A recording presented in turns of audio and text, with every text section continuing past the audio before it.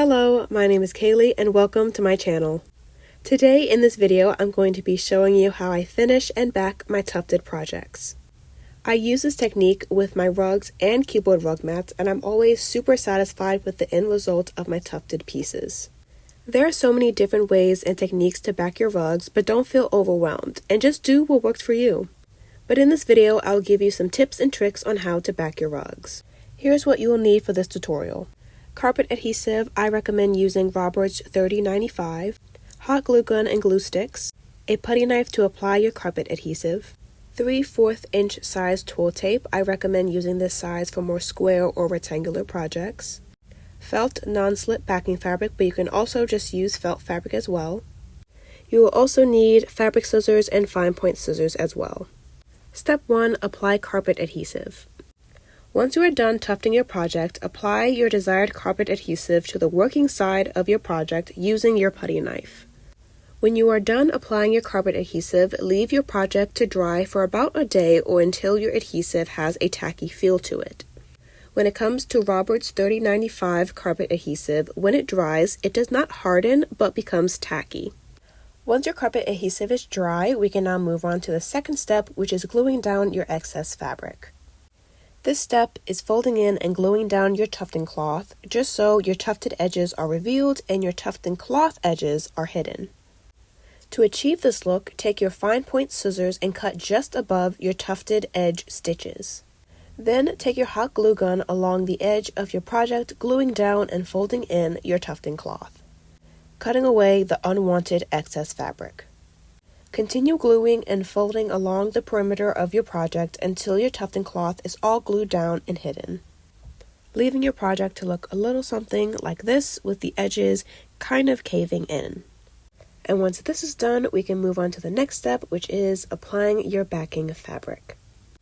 Take your desired backing fabric and cut it in the shape of your project, making sure to leave some excess along the edges. Apply some hot glue or spray adhesive to the center of your project while avoiding the edges, being that we're going to glue down the backing fabric along the edge of your project. Along the edges, take your glue gun and apply glue on top of your folded in tufting cloth, making sure to smooth down and add a couple seconds of pressure to ensure the fabric is secured and glued down. Continue gluing down along the perimeter of your project, cutting away any excess fabric. Once you are done, your project will look like this. You can either leave this like this or apply twill tape, which is the last and final step of this tutorial.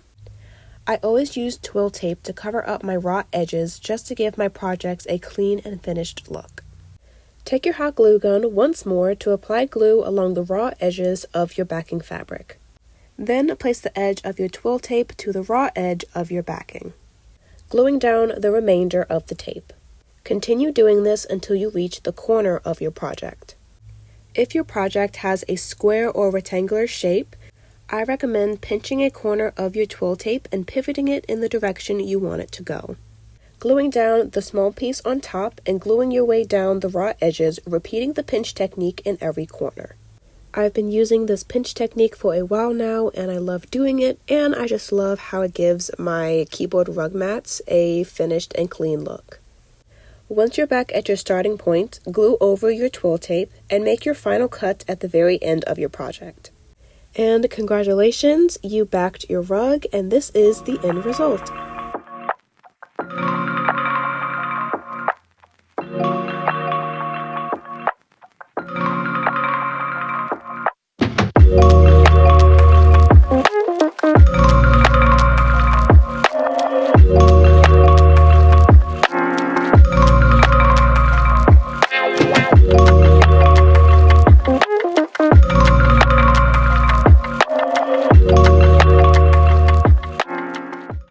This is the final product of my keyboard rug mat, all backed, shaved, carved, and detailed. As you can see, when you use the folding technique, it really brings out the tufted edges of your project, really keeping the backing fabric hidden. I've been tufting for about 3 years now, and it took me the whole first year to really perfect how I do my backing. And like most people, I ran into a lot of trial and error moments, but I eventually got the hang of it and learned from my mistakes. This is also the backing of my rugs. I use the exact same techniques I showed you in this video, but the only difference is I'm using a 1/2-inch size twill tape because I find this size easier to work with when I'm backing my rugs. Thank you so much for watching, and I really hope you enjoyed this video. Everything I used in this tutorial is linked down below, along with my socials and my website where I sell my rugs and other creations I've made. Please like and subscribe. Thank you for tuning in, and I'll see you next time.